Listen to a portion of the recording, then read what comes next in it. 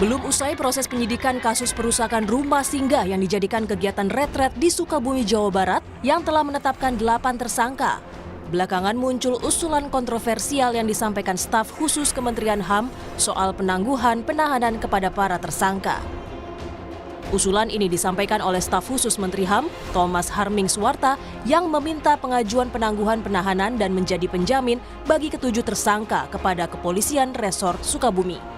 Langkah-langkah penegakan hukum dari Kementerian Hak Asasi Manusia memang mendorong untuk dilakukan penangguhan penahanan kepada para tersangka, dan tentu saja kita seperti kata Pak Kapolres tadi, ada upaya penegakan hukum dilakukan secara profesional, proporsional, dan tentu berkeadilan. Sempat menimbulkan polemik, usulan staf khusus Menteri HAM Thomas Harming Suwarta untuk menjamin kebebasan 7 tersangka kasus perusakan rumah singgah di Sukabumi dibatalkan oleh Menteri HAM Natalius Pigai. Dalam unggahannya di media sosial X @nataliuspigai2, Menteri HAM Natalius Pigai mengatakan, "Sebagai Menteri HAM, saya tidak akan menindaklanjuti usulan spontanitas Thomas Suwarta, staf khusus Menteri HAM.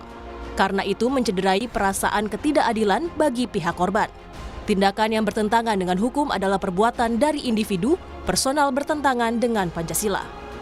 Pigai juga menyatakan, "Sampai saat ini kami belum mengeluarkan surat atau sikap resmi dari kementerian karena sedang menunggu laporan dari Kanwil Jawa Barat. Demikian untuk menjadi perhatian."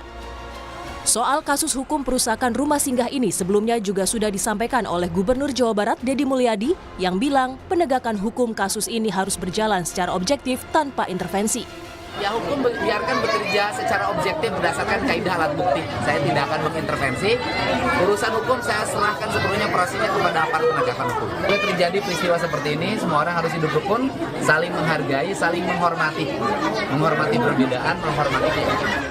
Hingga kini, Polres Sukabumi terus menyelidiki kasus perusakan rumah singgah saat melakukan kegiatan retret di Sukabumi, Jawa Barat. Terbaru, polisi kembali menetapkan 1 tersangka pada 4 Juli lalu sehingga total sudah ada 8 tersangka terkait kasus ini. Tim Liputan, Kompas TV.